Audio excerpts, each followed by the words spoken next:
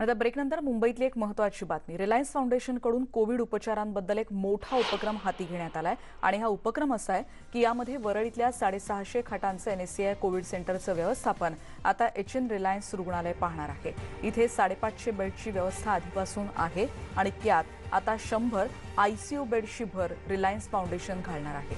500हून अधिक doctors, nurses आणि अन्य स्टाफ या सेंटरचं व्यवस्थापन पाहतील आणि याचा संपूर्ण खर्च रिलायन्स फाउंडेशन उचलणार आहे।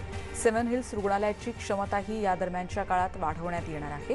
ही क्षमता 125 बेड्सची केली जाईल, ज्यात 45 ICU बेड्सचा समावेश आहे।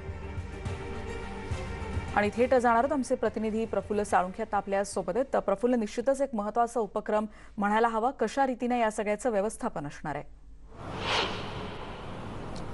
रेणुका, आपण जर पाहिलं तर रिलायन्सने दोन मोठ्या घोषणा ज्या आहेत ते या ठिकाणी केल्याचं आपल्याला पाहायला मिळतंय। कारण काही दिवसांपूर्वीच रिलायन्सने महाराष्ट्राला ऑक्सिजनचा पुरवठा करण्यासंदर्भातली घोषणा केली होती आणि तो पुरवठा देखील सुरळीत सुरू झालेला आपल्याला पाहायला मिळतोय आणि त्या वॅगन देखील महाराष्ट्रात आता दाखल झालेल्या आहेत। आणि आता दुसरी एक मोठी घोषणा रिलायन्सने या ठिकाणी केली आहे की NSCIचं जे स्पोर्ट्स सेंटर आहे त्यामध्ये महापालिकेचं एक कोविड सेंटर आहे, त्याची क्षमता 500 खाटांची होती, ती आता वाढून 650 खाटा ज्या आहेत ते या ठिकाणी केल्या जाणार आहे। आणि हा संपूर्ण खर्च जो आहे तो रिलायन्सच्या HN जे हॉस्पिटल्स आहे ते या ठिकाणी करणार आहे। आणि सर्वात महत्त्वाचं म्हणजे या सेंटरचा खर्च आणि त्याबरोबर डॉक्टर आणि त्यांचे पगार देखील हे केले जाणार आहे। आणि सेव्हन हिल्स जे महानगरपालिकेचं रुग्णालय आहे त्या रुग्णालयात देखील 125 खाटा या ठिकाणी वाढवणार आहे आणि त्याची जबाबदारी देखील रिलायन्स या ठिकाणी घेत आहे। निश्चितच प्रफुल्ल, आणि या संदर्भात म्हणजे पुन्हा एकदा तुमच्याकडे येण्याचा प्रयत्न करणारच आहोत। महापौर किशोरीताई पेडणेकर आता आपल्या सोबत आहेत। किशोरीताई, एक महत्त्वाचा पुढाकार रिलायन्स फाउंडेशनने घेतलाय आत्ताच्या आपत्ती काळात, हा एक महत्त्वाचा उपक्रम।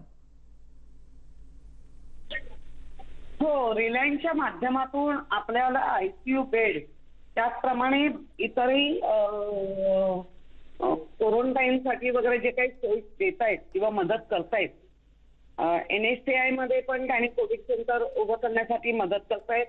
आत्ताच तिथली मीटिंग झालेली आहे, 100 बेड अधिक ICU असणार आहे आणि आत्ताच्या घडीला आपल्याला सगळ्याची ह्याची गरज आहे। सेव्हन हिल्स मध्ये पण ते आपल्याला मदत करतायत, त्यामुळे मदतीचा हात म्हणून जेव्हा जेव्हा आपण अंबानी कुटुंबियाकडे पाहिलं आणि तेव्हा मोठ्या मनाने या आपल्या रिलायन्सचे जे अंबानी कुटुंब आहे आणि नेहमीच मोठ्या पद्धतीने मोठ्या मनाने सध्या मुंबईकर महाराष्ट्रासाठी देशासाठी सेवा देत असतात, त्याबद्दल मनापासून त्यांचे मी आभार मानते।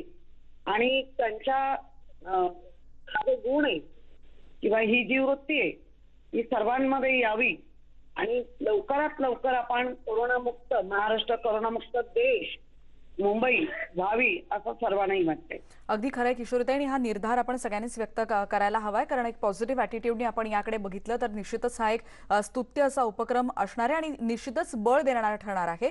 किशोरीताई, पण या सगळ्यामुळे तुमची म्हणजे एकूणच जी व्यवस्था सध्या राबवली जाते याला कशा रीतीने बळकटी मिळणार आहे, म्हणजे हा जो अतिरिक्त सहाय्य त्यांच्याकडून मिळतंय त्यामुळे? नाही, आत्ताच्या घडीला आपण 4 जम्बो सेंटर असे पण उभे करतोच आहे। हो, त्याच्यामध्ये NSCI मधलं आणि महालक्ष्मीतलं हे आता HN रिलायन्स ग्रुपच्या माध्यमातून आपल्याला त्यांच्याकडून ती सेवा मिळतेच आहे।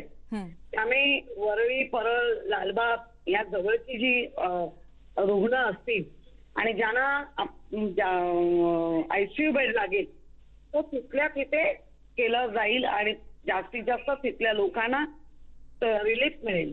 आणि एकंदर ही जी रुग्णसंख्या वाढण्याची जी काही कुटुंब बाधित होतात हो, आणि मग त्या कुटुंबामध्ये 2 किंवा 3 लोकांना ICUची गरज लागते, तर अशा वेळेला अशा मदतीचं हे खूपच लोकांसाठी उपयोगाचं ठरतं।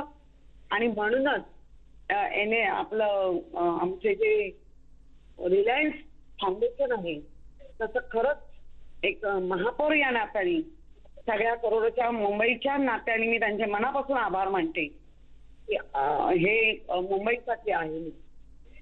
धन्यवाद किशोरीताई, तुम्ही प्रतिक्रिया व्यक्त केली त्याबद्दल. आपण बघतो रिलायन्स फाउंडेशनकडून कोविड उपचारांसंदर्भात राबवलेला हा मोठा उपक्रम, काही वेळापूर्वी आलेले ऑक्सिजनचे टँकर्स आणि त्याचबरोबर आताचे महत्त्वाची बातमी म्हणजे कोविड सेंटरसाठीचं व्यवस्थापन आणि अतिरिक्त सहाय्य देखील आता मुंबईसाठी सज्ज करण्यात येते आणि त्यामध्ये रिलायन्सनं मोठा पुढाकार घेतलाय. या सगळ्या बातम्यांचा आढावा घेतल्यानंतर या बुलेटिनमध्ये आता आपण इथेच थांबतो आहोत. जाताना एक महत्त्वाचं आवाहन, मास्क वापरा, सुरक्षित रहा, पहा फक्त न्यूज 18 लोकमत.